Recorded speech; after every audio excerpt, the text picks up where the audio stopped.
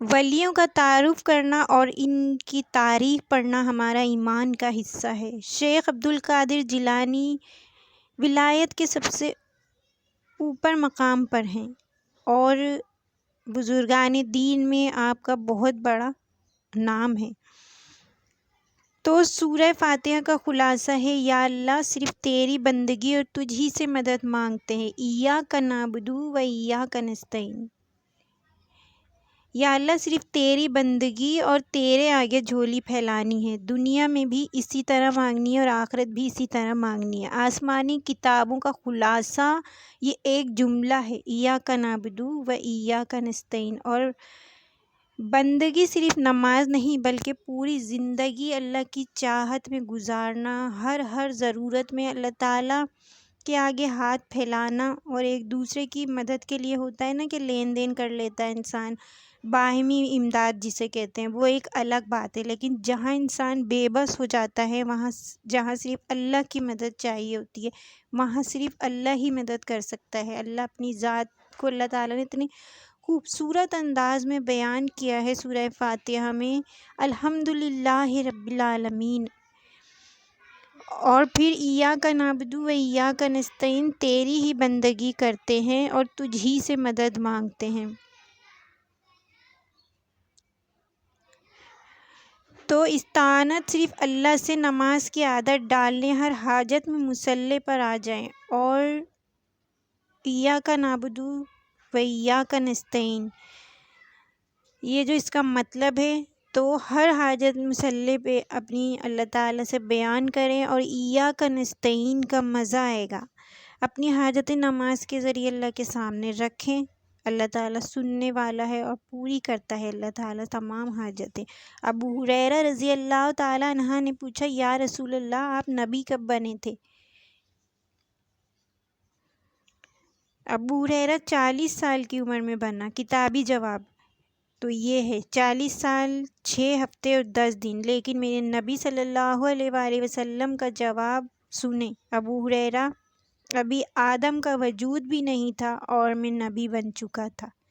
ایک اور حدیث میں آپ صلی اللہ علیہ وسلم نے فرمایا: اللہ نے پیدائش کائنات سے 1000 سال پہلے، یعنی پیدائش کائنات جب نہ چاند، سورج، ستارے، پہاڑ کچھ نہیں تھا، یعنی پیدائش کائنات سے پہلے 1000 سال، ایک روایت ہے اور دوسری روایت میں 2000 سال ہے۔ تو آپ نے فرمایا: میرے رب نے میرے نام رکھے ہیں۔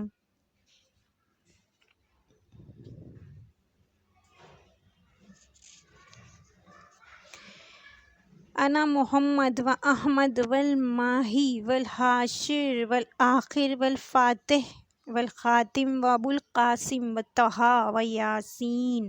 پہلی حدیث بھی سنائی کہ ابھی آدم علیہ السلام کا نشان بھی نہیں تھا اور میں نبی بن گیا۔ اور دوسری حدیث 1000 یا 2000 سال پہلے اللہ تعالیٰ نے سورہ یاسین پڑھی۔ دنیا بننے سے 1000 یا 2000 سال پہلے اللہ تعالیٰ نے سورہ یاسین پڑھی، اور یاسین سنیں، یاسین قرآن کا دل ہے۔ یاسین والقرآن الحکیم انک لمن المرسلین۔ 2000 سال پہلے اللہ کہہ رہا ہے: مجھے قسم ہے قرآن کی، آپ میرے رسول ہیں۔ آپ وہاں کہا جاتا ہے جہاں لوگ بیٹھے ہوں، تو جیسے میں کہہ رہی ہوں کہ آپ لوگ، تو کوئی ہستی جس کو وجود مل چکا ہو، تو اللہ تعالیٰ کہہ رہا ہے آپ میرے رسول ہیں، علی الصراط المستقیم۔ تو یہ یاسین اللہ تعالیٰ نے 1000 یا 2000 سال پہلے پڑھی۔ اپنے دین میں انتہا پسندی پر مت جاؤ اور اعتدال رکھنا چاہیے ہر چیز میں۔ اللہ تعالیٰ نے نبی صلی اللہ علیہ وسلم سے فرمایا: میرے نبی، آپ غیر مسلموں پر اتنا دکھ نہ اٹھائیں کہ آپ خود ہی آہیں بھرتے بھرتے فوت ہو جائیں، یعنی آپ تبلیغ کرتے لوگوں کو دین کی، اسلام کی دعوت دیتے تھے۔ اور پھر فرمایا کہ نماز آپ نے لمبی کی تو اللہ تعالیٰ نے اس سے منع فرمایا۔ اللہ نے اپنے نبی صلی اللہ علیہ وسلم سے اعتدال فرمایا۔ تو میرے نبی آپ مال خرچ کریں، یہ بھی فرمایا کہ میرے نبی آپ مال خرچ کریں لیکن سارا خرچ نہ کریں، بچا کر بھی رکھیں۔ اسی لیے اللہ تعالیٰ نے زکوٰۃ کا نظام رکھا۔